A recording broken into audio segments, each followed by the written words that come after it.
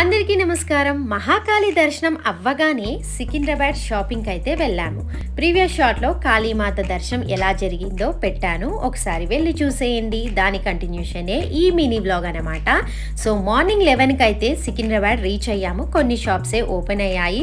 ఈ చివరి నుంచి ఆ చివరికి, ఆ చివరి నుంచి ఈ చివరికి నడిసేసరికి నా చెప్పులు అయితే తెగిపోయాయి. అందుకు ఫస్ట్ మేమైతే చెప్పుల షాప్కి వెళ్ళి చెప్పులు అయితే కొనుక్కున్నాము. సో నా చెప్పులు ఎలా ఉన్నాయో కామెంట్ చేయండి. ఎందుకంటే మా ఫ్రెండ్ సెలెక్ట్ చేసింది 400 అయితే పడింది ప్రైస్ అనమాట. సో షాపింగ్ చేయగానే ఇంకా ఆకలేసింది. లంచ్ టైం అప్పటికి 1:30 అయిపోయింది. సో ఆల్ఫా హోటల్కి అయితే వచ్చేసాం. ఆర్డర్ చెప్పి హాఫ్ ఎన్ అవర్ అయినా ఆర్డర్ అయితే రాలేదు. అందుకు మా ఫ్రెండ్ అయితే దేవుడి ప్రసాదం అయితే తింటుంది, పులిహోర.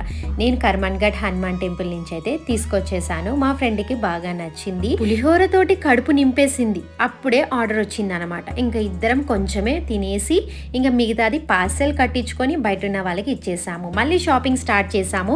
ఇక్కడైతే మా ఫ్రెండ్ చెప్పులు తీసుకుంది. చాలా బాగున్నాయి, చాలా మోడల్స్ కూడా ఉన్నాయన్నమాట. ఇంకా 3:30కి ఎవరింటికి వాళ్ళు వెళ్ళిపోయాము. మా ఫ్రెండ్ అయితే మా పిల్లల కోసం ఫ్రూట్స్, అరిసెలు, శనగలు, పల్లీలు అయితే తీసుకుంది. నేనైతే ఎక్కువ షాపింగ్ చేయనండి. స్ట్రీట్ షాపింగ్ కూడా అస్సలు చేయను.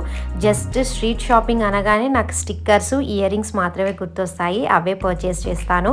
నేను పిల్లల కోసం తీసుకొచ్చింది స్టిక్కర్స్, ఇయర్ రింగ్స్ మాత్రమే. మా ఫ్రెండ్ అయితే ఎక్కువ స్ట్రీట్ షాపింగ్ చేస్తుంది.